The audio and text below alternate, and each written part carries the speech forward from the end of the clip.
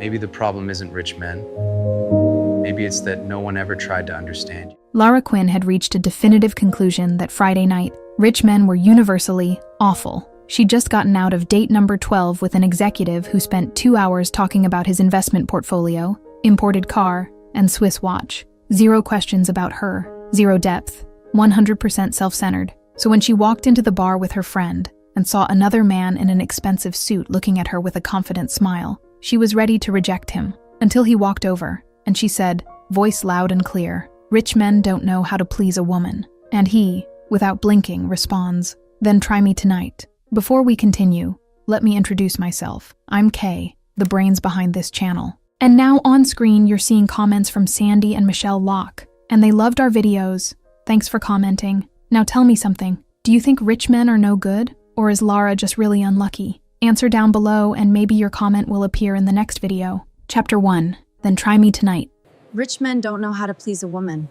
I threw myself into the chair across from Kit with a dramatic sigh that could probably be heard within a 3-meter radius, but honestly, I didn't care one bit. My best friend already had 2 drinks waiting on the table, and the smile on her face told me she was more than ready to hear every horrible detail of my disastrous night. And I can't take it anymore, Kit. I started without even waiting for her to ask, grabbing my drink and taking a generous sip before continuing. Another absolutely horrible date. Another night of my life wasted that I'll never get back. What did this date do? Kit asked, resting her chin in her hand with that expression of someone who already knew the story would be good, but wanted to hear it anyway. Let me guess. Talked about money all night? Worse, I replied, feeling the irritation return just from remembering the details. He talked about stocks for 2 hours straight. Kit, 2 full hours. And he didn't even get my name right. Called me Laura 3 times during the entire dinner. Kit let out a loud laugh that made a few people turn to look, but she didn't care one bit about the extra attention. Oh my God, Lara, that's almost impressive. It's so bad. And you know the worst part, I continued, feeling my voice rise a notch with accumulated indignation. He actually thinks it was an amazing date. He texted me as soon as I got in the car saying we really connect. What conversation did he have with me? Because I certainly wasn't present for it. Lara, you need to stop going out with rich executives, Kit said, but her tone wasn't exactly serious, because she knew as well as I did that everyone who set me up was a CEO, VP, director of something important, all cut from the same absolutely boring mold. I know that, I practically shouted, making dramatic gestures with my hands that almost knocked over my drink. But everyone who sets me up is exactly the same type. All the same, all bland, all self-centered, all with conversation too shallow to sustain a 5-minute talk. Not all of them can be like that, Kit tried to argue with a gentleness that showed she was just playing devil's advocate. But I was on a mission now. My theory too solidified after 12 practically identical examples to be shaken so easily. Yes, they are.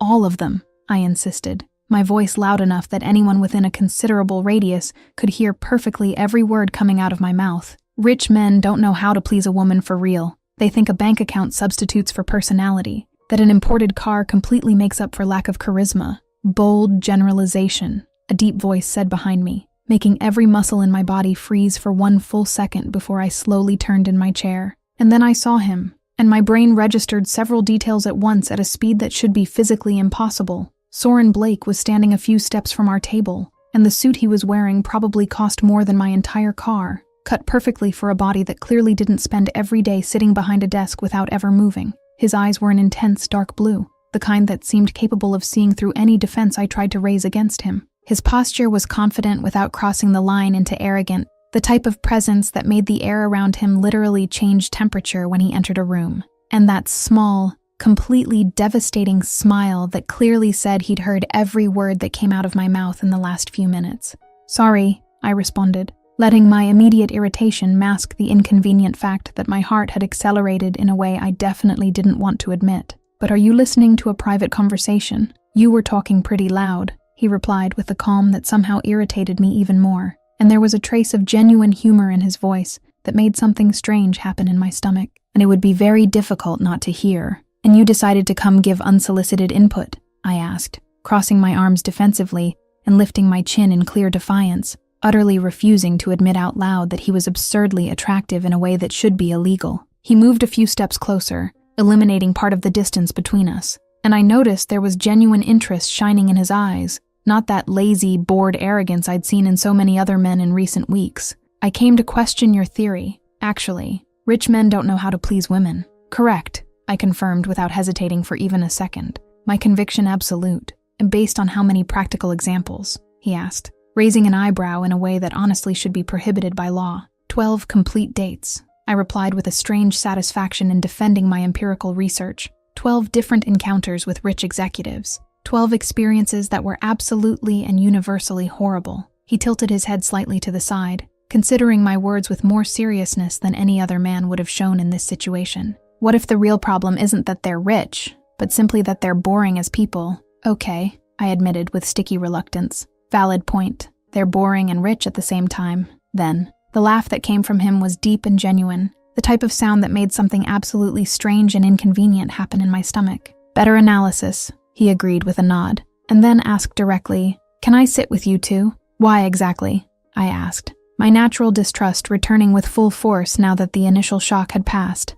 "I want to prove that your theory is completely wrong," he said, simply and directly, as if it were the most obvious thing in the entire world. "Are you rich?" I asked, already knowing the answer perfectly from the way absolutely everything about him screamed success, power, and money in obscene amounts. "Very rich. Then you'll prove exactly my point," I retorted. But he just smiled that confident smile that was starting to mess with me in increasingly inconvenient and dangerous ways. "Or I'll definitively prove that you've just had the bad luck of meeting all the wrong men so far." He paused deliberately, and his eyes met mine with an intensity that made my breath fail completely for one full second. "Then try me tonight." My heart raced in an absolutely alarming way, and I actively fought to keep my voice minimally steady when I responded. "Try what, exactly?" "Genuine conversation," he replied with devastating simplicity. "Good drinks. See if I'm as boring and unbearable as all the others you've met before." Kit, who had stayed silent observing the entire exchange with increasingly obvious interest, decided to intervene at that exact moment. "Lara, let the man try at least. What do you really have to lose? 2 more precious hours of my life I'll never get back," I suggested. But my resistance was starting to visibly weaken, and I knew it perfectly well. "If in 30 minutes you find me boring," he offered with impressive seriousness, "I'll pay the entire bill without complaining and completely disappear from your life." "And if I find you boring in just 10 minutes?" I challenged, raising an eyebrow in my best lawyer interrogation style. "Then I'll pay the bill and publicly admit defeat, right here in the middle of the bar for everyone to hear." "Just say yes, Lara," Kit practically begged, clearly loving every second of all this. I sighed deeply, knowing I was about to give in against absolutely all my most basic self-preservation instincts. "Okay, fine, 30 full minutes. But if you mention a single word about investment portfolios or stock markets, I'm getting up and leaving immediately." "Perfect deal," he agreed without hesitation, pulling a chair and sitting with a completely natural elegance that was annoyingly attractive. He signaled to the waiter with a subtle gesture before turning all his attention exclusively to me. "Another round for the table," he ordered from the waiter, who appeared almost instantly, and then asked me with genuine interest, "What's your name?" "Lara Quinn," I replied, studying every minute detail of his face with a lawyer's attention looking for flaws in testimony. "Soren Blake," he introduced himself formally, and then looked at Kit with the same courtesy. "And you are?" "Kit Park," my friend responded, with a huge smile that showed exactly how much she was enjoying this whole situation. Her best friend and official audience for this interesting social experiment. He laughed again, and I noticed the sound was starting to grow on me in increasingly dangerous ways. Great. Extra pressure then for me not to disappoint. When our drinks arrived brought by an efficient waiter, Soren turned completely toward me, his body leaning in a way that effectively blocked the entire rest of the bar from my peripheral vision. "So, Lara Quinn, tell me what exactly you do when you're not judging rich men in crowded bars." "I'm a corporate lawyer," I replied, watching carefully to see if this would change anything significant in his expression. "Extremely ironic," he commented, and there was an amused gleam dancing in his eyes. "You work directly with rich executives, but deeply hate going out with them romantically? At work, they're forced to be professional," I explained, surprised to be genuinely enjoying the direction the conversation was taking. "On dates, they're completely unbearable, because they don't have to pretend to be decent people." "Give me a concrete example," he asked, and he seemed genuinely interested in the answer instead of just asking empty questions to fill silence. "The last guy I went out with," I began, feeling the accumulated irritation return just from revisiting the recent memory. 2 full hours sitting in that restaurant. He talked exclusively and obsessively about himself, about his imported car, his Swiss watch, The luxury trip to the Maldives he took last month? Zero questions about me, zero genuine interest in who I am as a person. And you just sat there listening to all that patiently, he asked, raising an eyebrow with what seemed like genuine disbelief. Basic manners my mother taught me, I suggested defensively, but he shook his head in disagreement. You're pure masochism, he replied with refreshing frankness, and then leaned visibly a bit closer to me. If it were me on that date with you, the first thing I would have asked would be why exactly you chose corporate law as a career. I blinked in surprise, processing the fact that he had just asked exactly the question he was proposing as a hypothetical example, without even realizing the irony. Because I genuinely like solving extremely complex problems, I replied with complete honesty. And I love winning difficult arguments. Competitive by nature, he asked, and the smile that appeared on his lips carried something almost provocative. Extremely competitive, I confirmed without any shame. Me too, he said, and something in the specific way he pronounced the words made my skin tingle in a strange way. And outside of work? What do you like to do in your free time? I paused completely, processing with genuine surprise the fact that he was actually asking substantial questions about my life, actually seeming sincerely interested in hearing the answers I would give. You're asking real questions about me as a person. It's literally the absolute minimum in any minimally decent conversation, isn't it? He responded as if it were completely obvious. You'd be genuinely surprised and shocked at how many men simply don't do that, I murmured, and I saw something significant subtly shift in his expression. Then they're complete idiots without basic manners, he said simply and directly. Now answer honestly. What makes you really happy outside of stressful work? I felt something dangerously melt inside me, against all my conscious will and better judgment. Good books, I admitted, my voice coming out softer than I intended. Quality wine, deep, intelligent discussions about absolutely anything that isn't financial markets. What specific type of books do you prefer? He asked, leaning even closer, and I could literally feel the heat emanating from him through the small space that still existed between our bodies. Fiction mainly, I replied, feeling my carefully constructed resistance crumble dangerously fast.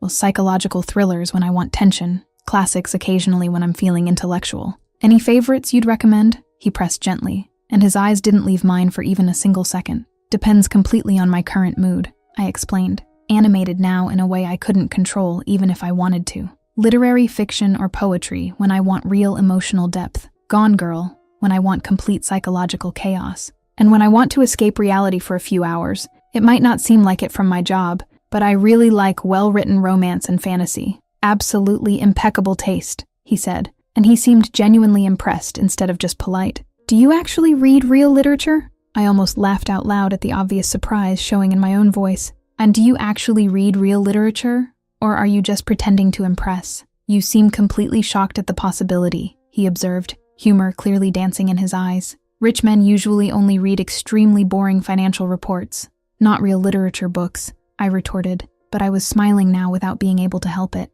Generalizing dangerously again, he teased me with obvious gentleness. I've read both of the ones you just mentioned, actually, and I completely disagree with your interpretation of Gone Girl. Completely disagree, I practically shouted, totally forgetting where I was and who might be listening. Why exactly? Amy is an absolutely fascinating psychopath to observe, he began, and I could clearly see he was loving provoking me this way, but Nick is too pathetic as a character to justify her intense obsession with him. Finally, I exclaimed with enthusiasm bordering on ridiculous. Finally someone who actually gets it. Everyone I know romanticizes Amy like she's some kind of heroine, but she's clearly the complete villain of the story. Exactly, he agreed with equal enthusiasm, his eyes shining intensely. She's brilliant and strategic, but completely monstrous in her actions. And Nick is absolutely spineless in every way, I added, leaning forward without even noticing. A completely without a backbone, he echoed. And then we were discussing literature with a genuine passion I hadn't shown with anyone in entire months. The minutes flew by without me noticing in the slightest, completely lost in heated debates about complex characters, hidden literary symbolism, ambiguous endings we simultaneously loved and hated. Kit was in complete silence beside me, and when I finally glanced briefly at her, I saw an absolutely huge smile spreading across her face. Wait a second, I said suddenly, grabbing my phone to check the time. Exactly how much time has passed. Soren casually looked at his watch. That expensive watch I had mentally promised to judge, but now didn't care about one bit anymore. 47 full minutes. You went way past the agreed 30 minutes, I accused, but there was no real heat in my voice. And you didn't complain even once this entire time, he pointed out calmly, that confident smile returning with full force. I bit my lower lip, actively fighting not to smile back, because you're annoyingly much less boring than I was expecting you to be. Compliment with several embedded caveats, he said, laughing openly now. But I'll take it anyway. He paused deliberately, his eyes seeking mine with renewed intensity. So, theory officially revised? I sighed deeply, admitting defeat for the first time that night. Maybe, possibly, not all rich men are completely and universally horrible. Significant progress, he murmured with evident satisfaction, and then asked directly, want to keep talking somewhere more comfortable? Isn't this comfortable enough? I asked, looking around the increasingly crowded and noisy bar. I have an after-party happening at my penthouse right now, he offered, and quickly added to clarify. Friends arriving soon, good music, better drinks, incomparably better view of the city. You and Kit can come along if you want. My natural, well-trained distrust instantly returned with force. And is this a legitimate invitation to an after-party or a poorly disguised attempt to get me to your place? Completely legitimate invitation to a real after-party, he replied without hesitation, holding my gaze firmly. With multiple witnesses present, my brother will be there along with several other friends. Nothing remotely questionable. I sincerely promise. I want to go, Kit announced immediately with obvious enthusiasm, and I turned to her with wide eyes of disbelief. Kit, what? She said without showing any remorse for the betrayal. He's genuinely interesting. You're actually having fun for the first time in entire months. When was the last time you laughed so naturally on a date? This technically isn't an official date, I started to protest weakly, but Soren gently interrupted me. Isn't it? He asked, and there was something deeply intense in the specific way he looked at me in that moment. It could easily be, if you wanted it to be. My heart did something absolutely strange and uncontrolled inside my chest, and I fought to keep my voice minimally steady when I responded, okay, fine, we'll go with you, but if it's even slightly weird or uncomfortable, we're leaving immediately without explanations. Perfect deal, he agreed promptly, getting up from the chair and offering his hand to help me stand as well. Soren's penthouse was absolutely and completely ridiculous, exactly the type of place you see in luxury magazines, but never imagine actually setting foot in real life. Impossible panoramic view of the entire city glowing below, modern and minimalist decor, but clearly expensive in every detail, enormous terrace with strategically positioned lights that made everything look like something out of a romantic movie. Okay, this is completely ridiculous, I commented as I walked in, completely unable to hide my genuine amazement. It's functional for my needs, Soren responded modestly, but there was a small smile on his lips that clearly said he knew exactly how impressive his apartment was. It's literally a palace suspended in the sky, Kit exclaimed, already visually exploring every corner with shining eyes of admiration. I want to live here immediately. Soren, a male voice called from the direction of the kitchen, and a man who was clearly genetically related to Soren appeared holding 2 wine glasses, the same strong, striking bone structure, the same intense blue eyes, but with a completely different energy, more open and naturally playful.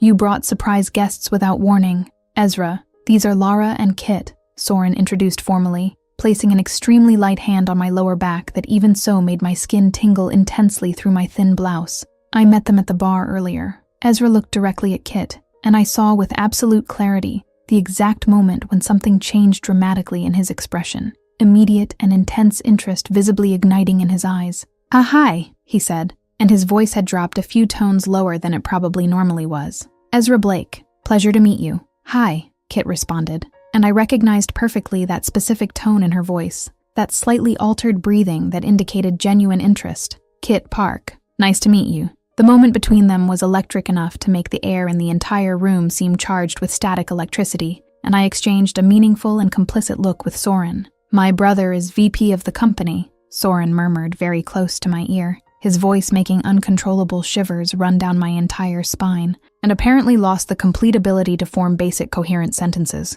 Shut up, Soren, Ezra said automatically, unable to take his eyes off Kit for even a second. Kit, do you want to drink something specific? Wine would be perfect, Kit replied, smiling in a radiant way I hadn't seen light up her face in entire months. And I have an exceptional Argentinian Malbec that will literally change your life, Ezra promised with impressive seriousness, already gently guiding her toward the spacious kitchen. Extremely big promise, Kit said, following without showing any hesitation. I always keep my promises, Ezra responded with conviction. and then they disappeared together, leaving Soren and me alone. I turned to Soren with eyebrows raised in obvious questioning. Your brother just completely shamelessly hit on my best friend. And she absolutely and completely reciprocated, Soren pointed out, humor clear and evident in his voice. Any real problem with that? Not exactly, I admitted, genuinely surprised at the absurd speed of all that. Just thought it was incredibly fast. When you really know, you just know, he said simply and directly. And the specific way he looked at me as he said those words made my heart race in an absolutely dangerous way.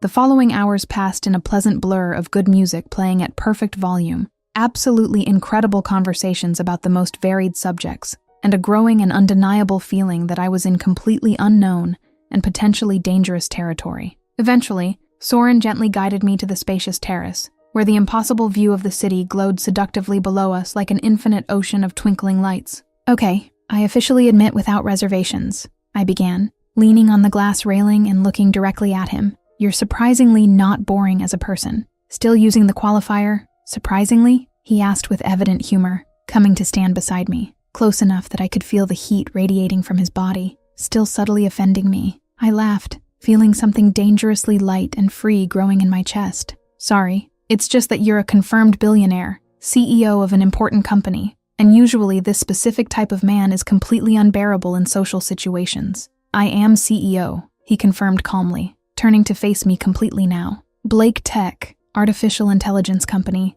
but I don't let that completely define who I am as a person. Blake Tech, I repeated, my eyes widening with sudden recognition. The AI company that's literally all over tech news. You're that specific Soren Blake? Forbes 30 under 30 a few years ago? Under 40 now, technically speaking, he corrected with a small, modest smile. But yes, that's me. And you were in a completely normal bar, acting like you were just any regular person, I exclaimed, still processing the surprising information. I genuinely like going out without formal security sometimes, he explained, visibly taking one full step closer. Living normally and simply, without all the necessary public performance. He paused deliberately, his eyes seeking mine intensely in the soft, romantic light of the terrace. And it worked out really well tonight specifically. I met you. I felt my face visibly heat up, my heart beating in a completely uneven rhythm. Was that a prepared romantic line? It was the most honest truth, he replied without hesitation,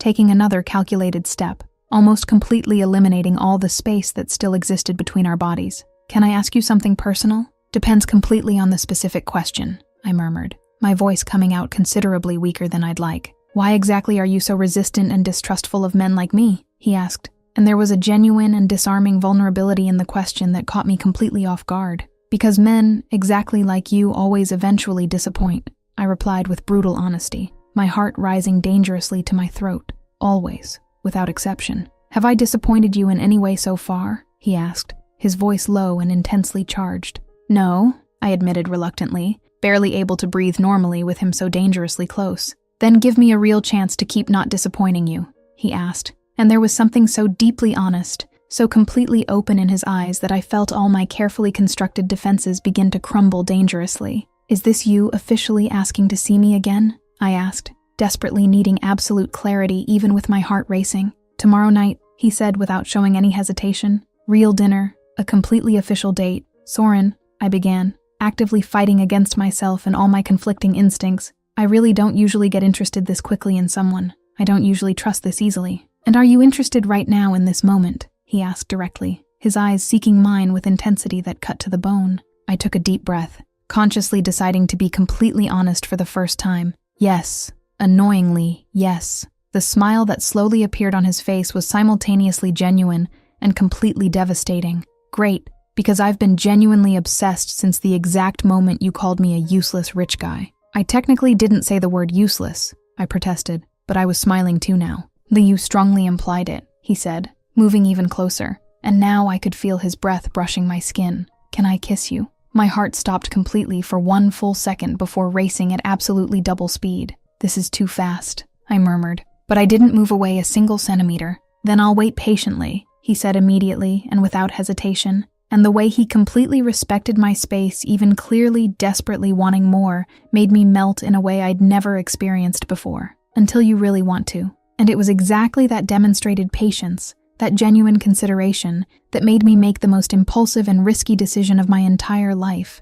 Or you could kiss me right now in this moment. The kiss was intense and absolutely perfect, a chemistry that literally exploded between us in a way I'd never experienced with anyone before. His hands found my waist firmly, pulling me considerably closer, and I completely lost myself in the moment, in absolutely everything that was him. When we finally separated from necessity for oxygen, both breathing visibly hard, he gently rested his forehead against mine. "Stay," he asked, his voice coming out hoarse and charged. "Just a little longer." "Stay how exactly?" I asked, even though I already knew the answer perfectly. "Talk more if you want," he said, his fingers tracing extremely light patterns on my back that made my entire skin intensely shiver. "Or not talk, if you prefer something else." He paused, looking at me with an intensity that made my stomach flip completely. "I have a completely separate guest room if you just want to stay and keep talking comfortably." "I never do this," I began, my voice shaking slightly with mixed nervousness and anticipation. "I never stay the first night, on the first official date, whatever this technically was." "Then don't stay," he said immediately, taking a step back and giving me breathable space again. "I'll take you home right now, no problem at all or judgment." And it was exactly that genuine willingness to let me go completely without applying any pressure, that made me desperately want to stay. "But I really want to stay," I admitted, mainly surprising myself. "Then stay with me," he said simply, as if it were genuinely the easiest thing in the entire world. I laughed, nervous and excited simultaneously. "And you make everything seem so absurdly simple, because it really is simple when you think rationally," he replied, taking my hand and intertwining our fingers. "You want to, I want to. Neither of us has a commitment to someone else. What's the real problem?" "None," I finally admitted, surrendering completely, when you put it exactly that logical way. "So?" he asked, patiently waiting for my final decision. "Okay," I replied, squeezing his hand with growing confidence. "I'll stay with you." When we came back inside the apartment, Kit and Ezra were comfortably settled on the huge couch, clearly in their own particular and private bubble, talking quietly and laughing about something that apparently only the two of them knew and understood. "Ezra," Soren called, trying to sound casual and failing quite obviously. "Clear out of the living room. We're going to do something." Ezra immediately lifted his head, an absolutely huge smile spreading quickly across his face. "Do something? How incredibly subtle, brother." "Shut up," Soren retorted, but he was smiling too. I felt my face heat up to the roots of my hair. That was terrible. "Do something?" "Sorry," Soren said, seeming genuinely embarrassed for the first time. I'm admittedly much better with business than with romantic situations. I laughed without being able to control myself at all. "You're a successful billionaire and don't know how to give a sexy excuse." "I don't have that skill," he agreed, laughing too. "But did it work somehow?" "Worst part is it did work," I admitted, letting him gently guide me toward the hallway that led to the bedrooms. "Have fun," Kit shouted behind us, and I could hear perfectly the huge smile in her voice. "And use protection." "Kit," I shouted back, completely embarrassed. "Excellent and responsible advice," Ezra added, clearly enjoying himself enormously. Soren just laughed softly, firmly intertwining his fingers in mine as we walked down the silent hallway, and for the first time in a long time, I consciously allowed myself not to overthink excessively, not to obsessively plan every next step, just to genuinely feel and follow wherever this would take me, because apparently, my theory was completely wrong. Not all rich men were universally horrible. Some of them knew exactly how to make you break all your own self-imposed rules. And maybe, just maybe, that wasn't necessarily a bad thing. Yeah, looks like Lara Quinn is definitely going to change her opinion about rich men. Chapter 2, Morning After and Reality. I never do this, so why don't I regret it? I woke up to sunlight invading the room through curtains that definitely weren't mine, in a bed that was absurdly more comfortable than anything I owned, covered by sheets that probably cost more than my monthly rent. The realization of exactly where I was hit my still half-asleep brain with the force of a truck at high speed, and my first conscious thought was extremely clear and alarming. I never do this. Never in my entire life had I stayed at someone's house the first night. Never had I made decisions so impulsive and completely outside my planned control. I was Lara Quinn, corporate lawyer who meticulously planned every aspect of life, who made detailed lists for everything, who never, absolutely never, acted on pure impulse. Except apparently I had done exactly that last night. And the most surprising and confusing part of it all was that I didn't regret it one bit. The bedroom door opened softly, and Soren entered balancing 2 cups of coffee that smelled absolutely divine, wearing only sweatpants and nothing else. and my heart did that annoying thing of racing uncontrollably just from seeing him. The smile on his face was gentle and genuine, without any trace of arrogance or strange expectation. "Good morning," he said, coming to sit on the edge of the bed carefully. "Did you sleep well?" I pulled the sheet a bit higher, feeling a sudden and completely ridiculous shyness considering what had happened in the last few hours. "Yes, I did. And you?" "Best night I've had in years," he replied with obvious sincerity, offering me one of the cups. "Are you embarrassed now?" "A little," I admitted, accepting the coffee and grateful for the distraction that holding the hot cup provided to my nervous hands. "And I really don't usually do this kind of thing." "I know perfectly well," he said, and there was gentle humor in his eyes. "You mentioned that approximately 3 times last night." "Because it's true," I insisted, feeling my face heat up. "This isn't normal for me at all, and I like that it was an exception," he said, his fingers finding my free ones in a light touch. "Coffee, please," I replied, taking a sip and letting the rich flavor calm me minimally. Voices coming from the living room caught our attention, and Soren smiled in a way that clearly said we weren't alone in this strange and wonderful situation. "Seems like my brother and your friend are waking up too." In the living room, the scene was simultaneously hilarious and comforting. Kit was on the huge couch, covered by a blanket that definitely wasn't there last night, and Ezra was sitting next to her with messy hair and an expression that oscillated between satisfaction and slight embarrassment. "Did we sleep here?" Kit asked, looking around as if processing reality for the first time. "Technically, we didn't sleep much," Ezra replied, and the smile on his face was absolutely mischievous. Kit turned visibly red, pulling the blanket up to her chin. And oh my God, I also never do this kind of thing ever. "Do what exactly?" Ezra asked, turning to face her. "Sleep on the couch or hook up with a guy you just met yesterday?" "Both things," Kit exclaimed, covering her face with her hands. "I'm not that type of person." "I'm not either," Ezra said, "but I don't regret it one bit." He paused, gently taking her hand. "Do you regret it?" "No," Kit admitted, lowering her hands and looking at him. "But it's weird. We literally don't know each other." "Then, let's get to know each other now," Ezra offered simply. "Proper breakfast. We talk for real. No pressure at all." "Okay," Kit agreed, and then looked down, realizing she was still wearing last night's party dress. "But I urgently need clothes that aren't this." "I'll lend you a sweatshirt," Ezra said immediately, already getting up. When we all finally gathered in the huge and absurdly well-equipped kitchen, the situation was simultaneously uncomfortable and strangely comfortable. Soren was making scrambled eggs with a competence that surprised me. Ezra was preparing toast, and Kit and I exchanged meaningful looks that communicated volumes without needing words. "So," I began, breaking the charged silence, "we actually did all this. All 4 of us did this," Kit added, and her voice had a tone of disbelief mixed with something that sounded dangerously like happiness. "And was it good?" Soren asked, turning from the pan with a genuinely curious expression. "It was great," I replied honestly, "but also completely insane." "Why insane?" Ezra questioned, distributing the toast. "Oh, we're all adults, all single, all completely consenting." "Because we don't do this kind of thing," Kit practically shouted, gesturing dramatically. "We're not spontaneous like this. We're people who plan." "Exactly," I agreed vehemently. "I'm a corporate lawyer. I literally plan everything in my life. I have lists for my lists. And this time you didn't plan anything," Soren observed, putting the eggs on plates. Was it better or worse?" I paused, considering the question honestly. "Annoyingly better." "Then maybe you should consider not obsessively planning more often," he suggested, and the look he gave me was loaded with meaning. "You want to see me again?" I asked, needing absolute clarity. "Obviously," he replied without hesitation. "Tonight, real dinner." "You're extremely direct," I commented, but I was smiling. "I know exactly what I want," he said,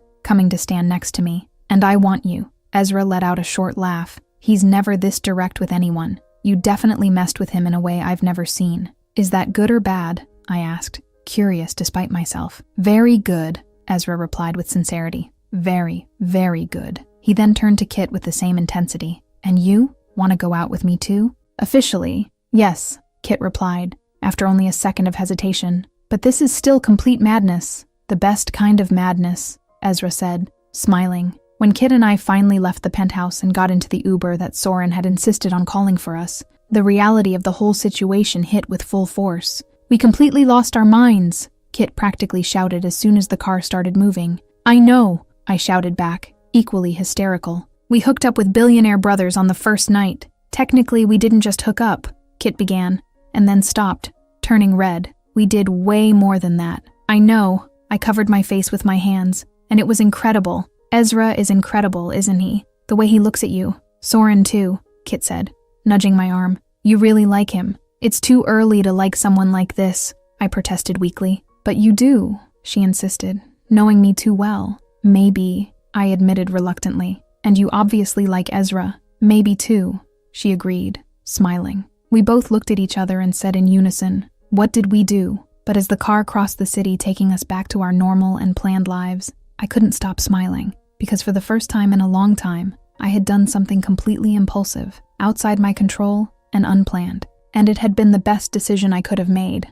My phone vibrated with a message from Soren. I'll pick you up at 7 p.m. Wear something comfortable. I have a surprise. My heart raced again, and I realized with absolute clarity that I was in completely new and scary territory. I was falling in love, too fast, too intense, too real, and for the first time in my life, I didn't want to plan my exit. Chapter 3, First Dates and Rochelle.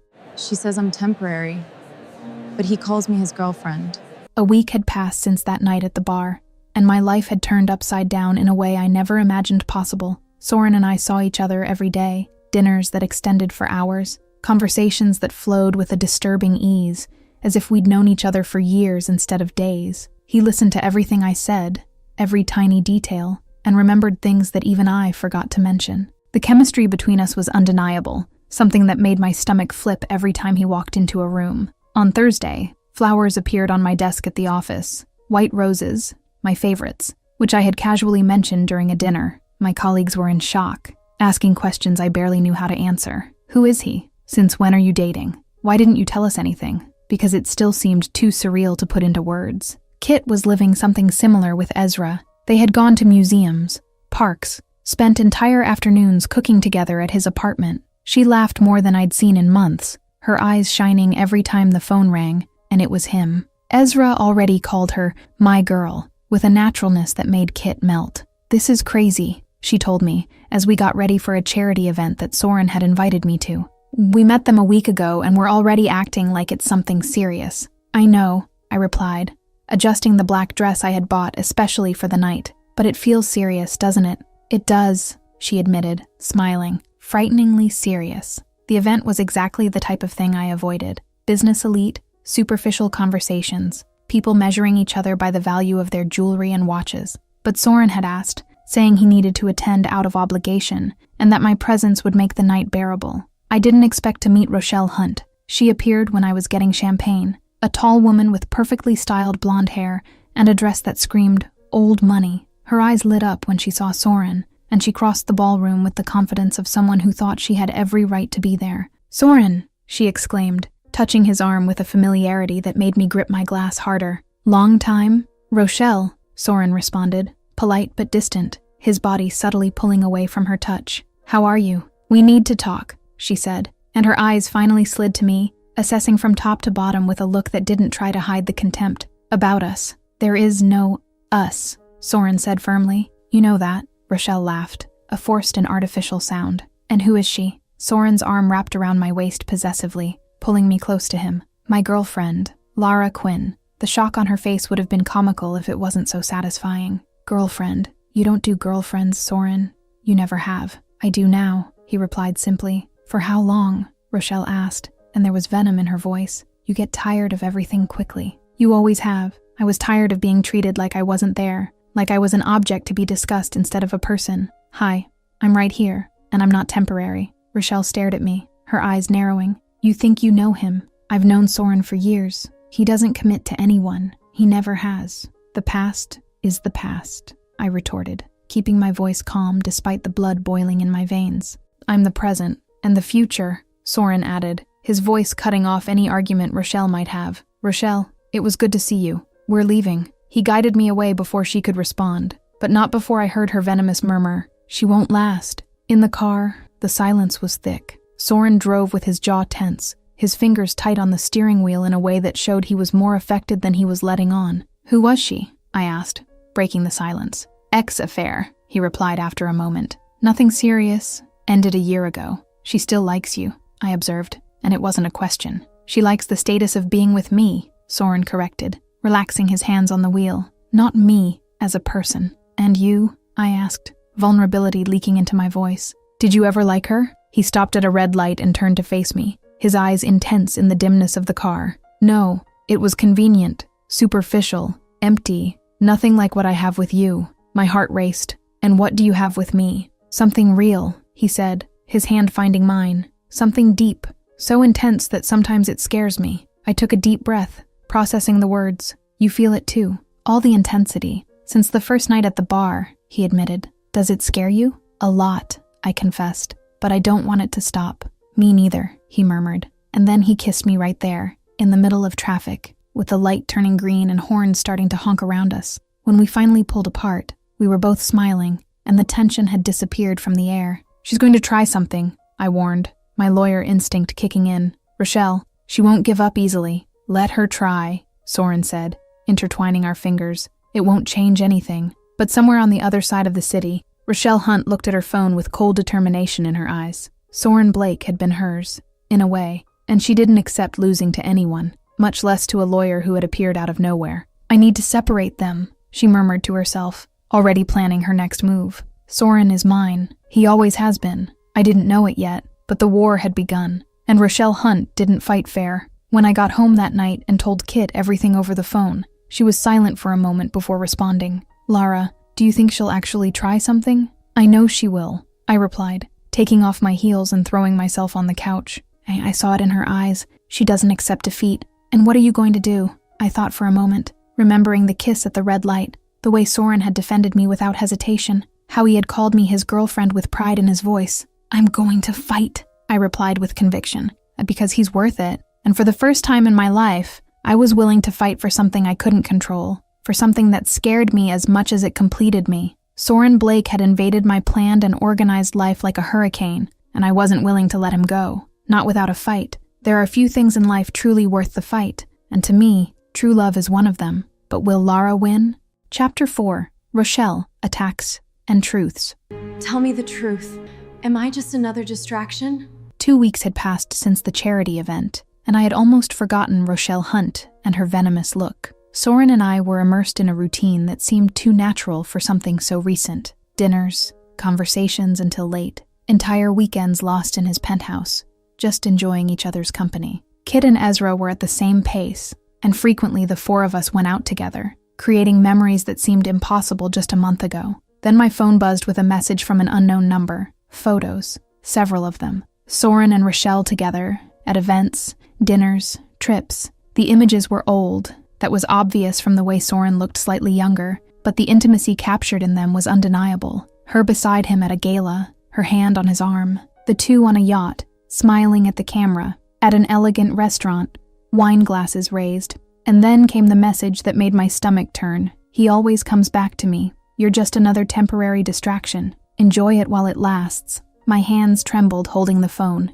and a rational part of my lawyer brain knew it was obvious manipulation, a desperate attempt to plant doubts. But the vulnerable part, the part that still couldn't believe that someone like Soren Blake actually wanted someone like me, whispered dangerous questions. What if she's right?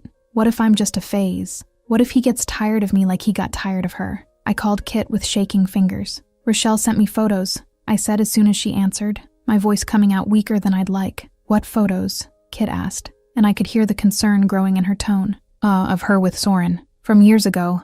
I know they're old, but she said he always comes back to her, that I'm just a distraction. And you believe this desperate woman? Kit asked, incredulous. No, I replied, but I hesitated. But what if it's true, Kit? What if I'm just another one on his list? What if in a few months he wakes up and realizes he wants to go back to what he already knows? Lara Quinn, Kit said firmly, you're in love and scared. Those two things are clouding your judgment. Talk to him, now. She was right. I knew she was. So I grabbed my keys and drove to Soren's penthouse, my heart beating erratically the entire way. He opened the door wearing only jeans and a t-shirt, his hair messy in a way that suggested he had run his hands through it several times, probably working on something. The smile that appeared when he saw me died when he noticed my expression. And what happened? He asked, pulling me inside. Rochelle sent me photos, I said without preamble, showing him my phone. Old photos of the two of you together, his jaw visibly hardened, his eyes darkening in a way I'd never seen. She did what? Said you always come back to her. I continued, my voice trembling despite my efforts to keep it steady, that I'm just a distraction. Lara, he began, but I interrupted him. I know it's manipulation. I know she's trying to break us up, but I need to hear it from you. I need to know if there's any chance you'll get tired of me too. Soren held my face between his hands, forcing me to look at him. That's a lie. I ended things with Rochelle a year ago because it was empty, without substance, without a future, by my choice, not hers. But what if you get tired? I insisted, vulnerability overflowing. What if in a few months everything you feel now disappears? I won't get tired, he said with an intensity that cut to the bone. You're not an affair, Lara. You're not a distraction. You're everything. My heart stopped. How can you be so sure? Because you're the first person who makes me want more, he replied, his thumbs tracing soft circles on my cheeks. Not just physical attraction, not just convenience. I love you, Lara. The world seemed to stop. What? I love you, he repeated, without hesitation. I know it's only been 3 weeks. I know it's too fast, but I know what I feel. You're different from everyone who came before. You challenge me. You make me laugh. You make me want to be better. The tears I'd been holding back since I received the photos finally fell, but this time they weren't from fear. I love you too. The relief that passed over his face was palpable. Really, frighteningly real, I confirmed, laughing through the tears. I love you so much, it terrifies me. He kissed me then, and it was different from all the other kisses. It was a promise, a declaration, a commitment. When we pulled apart, we were both smiling, and something had changed between us, a more solid foundation establishing itself. But then Soren's face hardened again, and he grabbed his own phone. Rochelle needs to stop this now. What are you going to do? I asked, watching as he dialed. What I should have done weeks ago, he replied, and then she answered. Rochelle, he said, his voice cold in a way I'd never heard. Stop harassing Lara immediately, or I'll make sure you're never invited to another event in this city again. I could hear her shrill voice on the other end. You're threatening me because of her? Yes, Soren replied without hesitation. And it's not an empty threat. You know my influence. Leave her alone, or you're going to find out exactly how far my reach extends. He hung up without waiting for an answer, throwing the phone on the couch and turning his attention back to me. It's over. She won't bother you anymore. You didn't have to do that, I murmured, but I was smiling. Yes, I did, he said, pulling me into his arms. Nobody messes with you without consequences. Meanwhile, on the other side of the city, Kit and Ezra were having their own important conversation. Sitting on the terrace of his apartment, sharing a bottle of wine while the city lights glowed below. Kit, Ezra began, his voice serious in an unusual way. I know it's fast, but I need to tell you something. What? She asked, turning to face him. Moon, I want something serious with you, he said. Not something casual, not just fun. I want exclusivity. I want to officially call you my girlfriend. I want a future. Kit's heart raced. Serious as in I'm falling in love with you, he confessed. As in, I can't imagine my life without you in it now. Me too, Kit replied, her voice coming out as a whisper. You made me believe in instant connection, in love at first sight, in all those things I thought only happened in movies. So we're official, he asked, hope clear in his eyes. We are, she confirmed, smiling. Yours and yours. He kissed her under the stars, and in that moment, both couples were sealing something that had started as madness, but was transforming into something real, deep, lasting. Rochelle Hunt had lost, and the 4 of us had won something far more valuable than she could ever understand. True Love. Chapter 5. Rochelle's last attempt and exposure. You knew what you were doing. I did. I'm not the problem. I'm the choice. 6 months had passed since that first chaotic night at the bar, and my life had transformed in ways I never imagined possible. I was living in Soren's penthouse now, my things mixed with his in a way that felt natural, as if it had always been like this. Toothbrushes side by side in the bathroom, my books occupying half of his bookshelf, my clothes sharing space in the enormous closet. Kit and Ezra were equally serious. She spent more time at his apartment than at her own, and they were already talking about looking for a place together. The 4 of us had dinner together at least 3 times a week, creating a chosen family that filled spaces I didn't even know were empty. I thought Rochelle had finally given up. Months without any contact, no photos, no attempts to interfere. I had relaxed, lowered my guard, believed she had moved on. I was wrong. The morning started normal. I woke up wrapped up in Soren, sunlight filtering through the curtains, the sound of his breathing deep and regular. We had coffee together, him reviewing emails while I read the news, our morning routine synchronized in a way that only months of living together provided. And I have meetings all day, he said, kissing the top of my head before grabbing his briefcase. I'll probably just have lunch at the office. Or, I suggested, smiling, I could bring you lunch. That Thai restaurant you love is on the way to the courthouse. His eyes lit up. You'd do that? Of course, I replied, stealing a quick kiss. Text me when you have a break. What I didn't know was that Rochelle Hunt had spent the last few months meticulously planning. She had studied Soren's routine, mapped out his schedule, found out when his assistant left for lunch, and she had scheduled a business meeting using the name of a fake company, guaranteeing access to his office.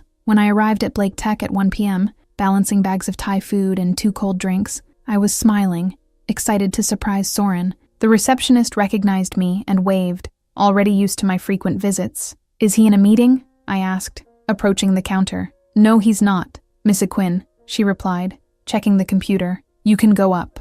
I took the elevator to the top floor, where Soren's executive office was. The glass doors to his office were closed, but not locked. I pushed with my hip, my hands occupied with the bags. Babe, I brought lunch. The words died in my throat. Rochelle Hunt was in the office, much closer to Soren than anyone should be. Her hand was on his chest, her body leaning forward unmistakably, her lips dangerously close to his. Time seemed to slow down. I saw the shock on Soren's face, the way he took a sharp step back, his hands pushing Rochelle away firmly.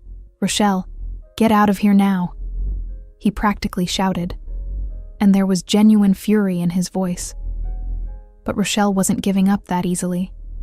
Soren, you know you still feel something for me. We had history, real connection. I don't feel anything for you, Soren retorted, putting even more distance between them. I love Lara. It was at that moment that Rochelle finally noticed my presence at the door. Something triumphant and desperate passed over her face simultaneously, as if she had planned exactly this. The rage that exploded inside me was cold, controlled, the kind of fury I used in courtrooms to destroy hostile witnesses. I placed the food bags carefully on a chair, never taking my eyes off Rochelle. Rochelle, I said, my voice calm in a way that was more threatening than if I were shouting, You're pathetic. Excuse me, she exclaimed, turning to face me with wide eyes. On your stalking a man who told you no, I continued, taking calculated steps into the office, repeatedly, for months. This isn't romantic. It's not admirable persistence. It's harassment. It's embarrassing. He'll come back to me, she insisted, but there was desperation cracking through the forced confidence. We have history. He doesn't want you,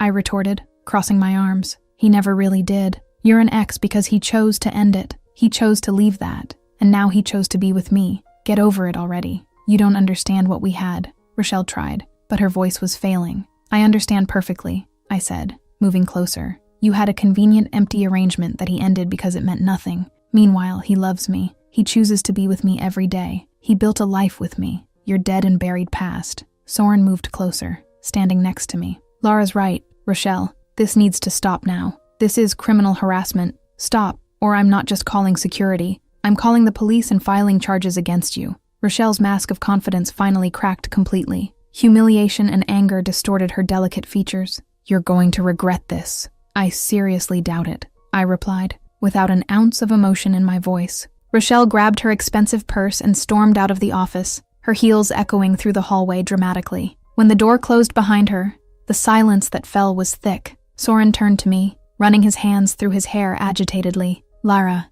I'm so sorry. She scheduled a fake meeting. I didn't know it was her. When I realized it, she was already here and I interrupted him by placing a finger on his lips. I know. I saw the way you pushed her away before I even spoke. I saw the disgust on your face. You're not mad, he asked, clear surprise in his voice. At you? No, I replied honestly. At her? Furious, but not at you. You didn't do anything wrong. He pulled me into his arms, burying his face in my hair. I love you so much it hurts sometimes. Something softened inside me, the anger draining and leaving only certainty in its place. You really do love me, don't you? It's not just because she showed up.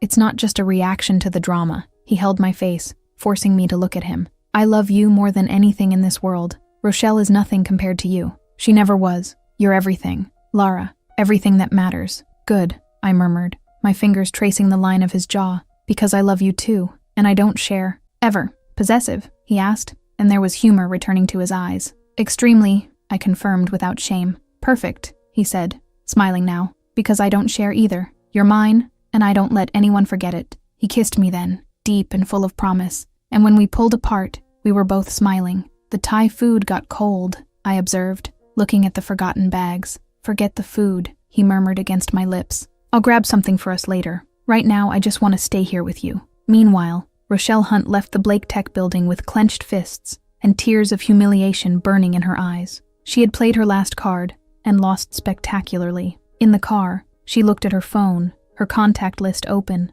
There were other billionaires there, other powerful men she could pursue, other opportunities that didn't involve Soren Blake and his annoyingly confident lawyer. "It's over," she murmured to herself, wiping away the tears. "Soren Blake isn't worth my time anymore." She scrolled through the contact list until she stopped at a name: Marcus Chen, CEO of a biotech company, recently divorced, definitely vulnerable. Rochelle Hunt had finally given up on Soren, but only because she had found a new target. Back in the office, Soren and I were sitting on the leather couch, sharing the Thai food that had gotten cold, but was still delicious, our legs intertwined, talking about everything and nothing. "You were incredible," he said, looking at me with admiration. "The way you put her in her place. Calm, cutting, devastating. Corporate lawyer, remember?" I replied, smiling. "But I destroy people with words for a living. Remind me to never get into a serious argument with you," he joked. "Smart," I agreed, stealing a piece of chicken from his plate.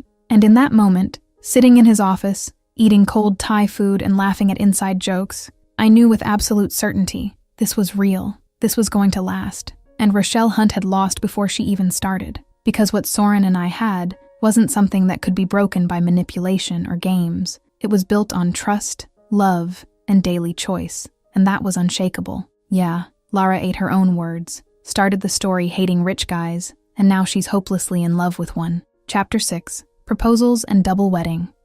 It all started with a challenge and ended with forever. A year had passed since that fateful night at the bar, and my life was unrecognizable in a wonderful way. Every morning I woke up next to Soren. Every night I fell asleep in his arms. And every day in between was filled with a happiness I didn't even know was possible to feel. Kit and Ezra had been living together for 6 months. In a beautiful loft they had decorated together, and the four of us were inseparable. Weekly dinners, weekend trips, even an extended holiday in Tuscany where we spent days exploring wineries and laughing until our stomachs hurt. What I didn't know was that Soren and Ezra were planning something monumental. They were in Soren's office one Thursday afternoon, doors closed, talking in low, conspiratorial tones. "I'm going to propose to her," Soren said, spinning a small velvet box between his fingers. The ring inside was perfect, delicate but striking, exactly Lara's style. "Me too," Ezra replied, revealing his own box. "Kit is the right person. I've known it since the first night." Soren smiled, looking at his brother. "We could propose to them together, like double dinner." Ezra's eyes lit up. "That's genius. They're best friends. We started together that night. It makes total sense." "So we do it on Friday?" Soren asked. "Let's do it," Ezra confirmed, the two shaking hands on an agreement that would change our lives forever. On Friday night, Soren told me we had a reservation at a new restaurant I had mentioned wanting to try. I got ready without knowing that Kit was doing exactly the same thing on the other side of the city, equally unaware of what was about to happen. The restaurant was beautiful, soft lighting, live music playing quietly, stunning view of the city through floor-to-ceiling windows. When we arrived, Kit and Ezra were already seated, and my heart filled with happiness just seeing my best friend. "Surprise," Kit said, getting up to hug me. "The boys planned a double dinner. This is perfect," I replied, squeezing her tight before we sat down. Dinner was wonderful. We talked, laughed, shared dishes, toasted with excellent wine. Soren held my hand under the table, his thumb tracing circles on my skin in a way that made me melt. Across from us, Ezra was making Kit laugh with a story about an eccentric client. Then came dessert. 2 plates arrived, tiramisu for me and creme brulee for Kit. But there was something else. In the center of each plate, a small velvet box. My heart stopped. Kit let out a muffled scream, her hands flying to cover her mouth. And then Soren and Ezra stood up simultaneously, walking around the table, and knelt before us. The entire restaurant went silent. All eyes turned to our table. "Lara Quinn," Soren began, his voice firm but loaded with emotion. "You invaded my life on a chaotic night in a bar and never left. You challenged every concept I had about relationships, about love, about partnership. You made me believe in true and real love. Will you marry me?" At the same time, Ezra was speaking. "Kit Park, you appeared out of nowhere and changed my entire world. I love you more than I thought it was possible to love someone. You're my best friend, my partner, my person. Will you marry me?" Tears were already falling down my face, and when I looked at Kit, she was in the same situation, laughing and crying at the same time.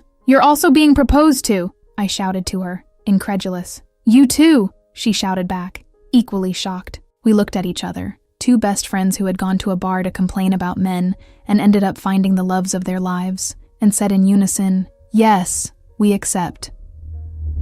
The entire restaurant exploded in applause and cheers. Soren slid the ring onto my finger, perfect, as if it had been made to be there. Ezra did the same with Kit, and then our fiancés pulled us into tight hugs while everyone around us celebrated. "You planned this together?" I asked when I could finally speak, looking between Soren and Ezra. "It seemed appropriate," Soren replied, wiping my tears with his thumbs. "We started together that night at the bar. It made sense that this moment would also be shared." "This is so perfect and so ridiculous," Kit exclaimed, admiring the ring on her own finger.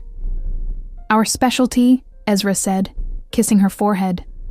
6 months passed in an explosion of wedding planning, cake tastings, dress fittings, and decisions about flowers. Kit and I decided to have a double wedding, a ceremony that would celebrate both couples who had started on the same magical night. The wedding day dawned sunny and perfect. The ceremony would be outdoors, in a stunning garden overlooking the ocean, decorated with white flowers and delicate lights hanging from the trees. I was in the preparation room with Kit, both of us in our dresses, helping each other with the final details. "We're getting married," she said, her eyes shining. "On the same day, together." "As it should always be," I replied, squeezing her hand. "Best friends to the end." The music started, and we walked down the aisle together, side by side, toward our grooms who waited for us with tears in their eyes. The priest smiled when we reached the altar. "And today, we celebrate 2 extraordinary couples who began their journey together and continue side by side." The vows came next, and when it was Soren's turn to speak, he held my hands and looked directly into my eyes.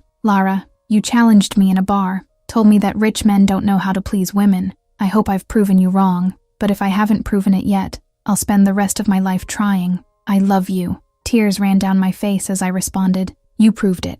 Every night since that first one. I love you." Next to us, Ezra was making his own vows. "Kit, I saw you and I knew. Immediate.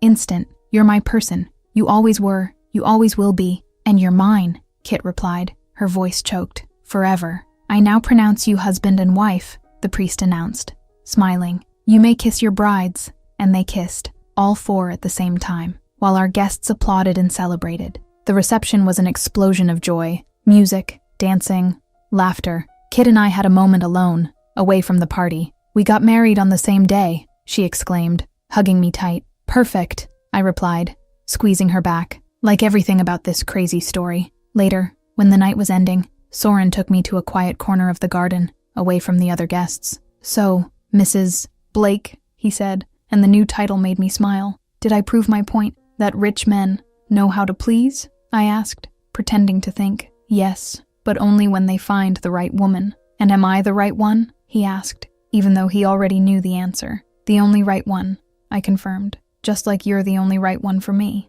"Good," he murmured, pulling me close. "Because you're the only one who made me break all my own rules." "No regrets?" I asked. "Zero," he replied, kissing me softly. "The best decision I made was accepting that challenge at the bar, and mine was accepting, 'Then try me tonight,'" I said, smiling against his lips. "And you tried," he said, smiling too. "And you proved you were worth it," I completed. "It started with a bar, a loud complaint, an unexpected challenge. Rich men don't know how to please a woman." And he responded, "Then try me tonight." I tried. He proved it. Not just that night, but every night after. 2 couples, 1 story, double love, and definitive proof that sometimes the best things in life happen when you stop planning and just allow yourself to feel. And now I'm going to tell you some Easter eggs and fun facts from this story. Lara had exactly 12 bad dates before meeting Soren, and the last one called her Laura 3 times in a row. The initial agreement was 30 minutes, but they talked for 47 without Lara noticing time fly by. First sign of real chemistry.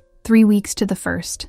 "I love you," from the main couple. A record time between meeting and declaring love, but it remained genuine and lasting. Their intellectual connection started by debating whether Amy was a villain or a heroine. Soren had never had a girlfriend before. Rochelle was right about his past, but completely wrong about his future. Double wedding planned from the start. The Blake brothers planned to propose to the best friends together at the same dinner. Soren sent Lara's favorite flowers that she had mentioned casually at a dinner. Lara used courtroom skills to verbally demolish Rochelle. "You're pathetic." This whole story exists because Lara complained out loud. If she had spoken quietly, Soren never would have heard, never would have approached her, and none of this would have happened. Moral: sometimes complaining out loud changes your life. And to watch another incredible story, click on the video showing up on your screen now and check it out.